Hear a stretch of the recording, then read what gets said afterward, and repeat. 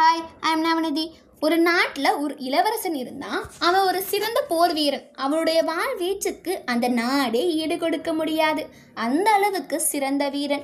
அவன் ஒருமுறை அரண்மனையில் வாள் வீசி பயிற்சி செஞ்சுட்டு இருக்கும்போது ஒரு எலி குறுக்க ஓடியது. உடனே அதன் மீது வாளை வீசினான். அந்த எலி அவர்கிட்ட தப்பிச்சு போயிடுச்சு. இதை மீண்டும் மீண்டும் ஒரு கோபமாகி அவர் துரத்தி வாளை வீசினான். ஆனால் அந்த எலி அவர்கிட்ட தப்பிச்சு திருப்பி வாழைக்குள்ளேயே போயிடுச்சு. உடனே மனசு உடஞ்சு போயிட்டாரு. அப்போ அரசர் கேட்குறாரு, ஏன் சோகமாக இருக்குன்னு கேட்டதுக்கு, இந்த நாடே எனது வாழ்வீசும் திறமைக்கு ஈடு கொடுக்க முடியாத போது இந்த சாதாரண எலியை என்னால் கொல்ல முடியவில்லையே என விவரித்தான் இளவரசன். மன்னர் சிரித்துவிட்டு, எலியை கொல்ல வாள் பயிற்சி எதற்கு? அரண்மனை பூனையை கொண்டு வந்தாலே போதுமே அப்படின்னு சொன்னார். உடனே அரண்மனை பூனை வரவழைக்கப்பட்டது. அந்த பூனையும் எலியை வேட்டையாட முயன்றது. ஆனாலும் அந்த எலி எளிதாக அதனிடமிருந்து தப்பிச்சு சென்றுச்சு. மீண்டும் இளவரசருடன் அரசரும் கோபமானாங்க. அப்போ மந்திரி கேட்குறாரு, என்ன அரசே, நீங்களும் இளவரசரும் சோகமாக இருக்கிறீங்க அப்படின்னு கேட்டதுக்கு அரசர் சொல்கிறாரு, நம் நாட்டு பூனைகள் எதற்கு லாய்க்கி அப்படின்னு சொல்கிறாரு. உடனே மந்திரி ஒரு பதில் சொல்கிறாரு, நம் நாட்டு பூனைகள்லாம் சரிப்பட்டு வராது. ஜப்பான், பாரசீகம் போன்ற நாடுகள் இருக்க பூனைகள் புலி உயர வளர்ந்துருக்குங்க, அவங்களையே வரவழைப்போம் அப்படின்னு சொன்னார். அந்த பூனைகளும் அந்த எலியை பிடிக்க ட்ரை பண்ணப்ப அவங்களாலையும் முடியல. அது அங்கேருந்து தப்பிச்சிருச்சு அந்த எலி.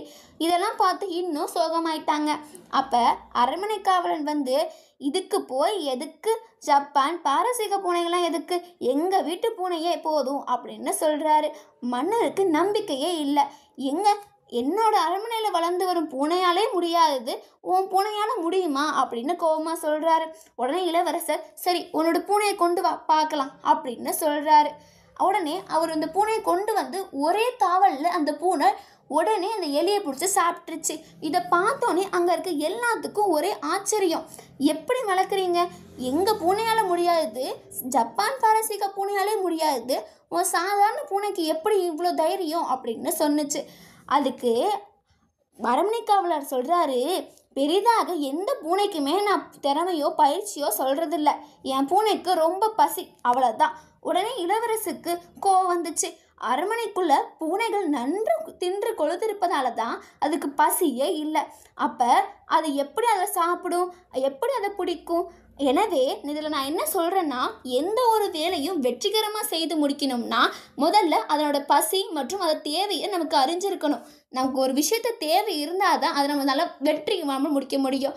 அப்போது அந்த காரியத்தை கச்சியமாக செய்து முடிப்போம். எனவே உங்களுக்கு ஒரு ஆசை இருக்கும், அதில் நீங்கள் வெற்றி அடையணும்னா அது ரொம்ப பசியான தேவையோடு இருங்க. உங்களோட வெற்றி கன்ஃபார்ம், நிச்சயம்தான். மீண்டும் ஒரு புதிய நிகழ்ச்சியில் உங்களை சந்திக்கும் வரை உங்களிடமிருந்து விடைபெறுவது நவநிதி, 12th C6, பாரதி மேல்நிலைப்பள்ளி, ரெட்டிப்பட்டி, நாமக்கல். நன்றி, வணக்கம்.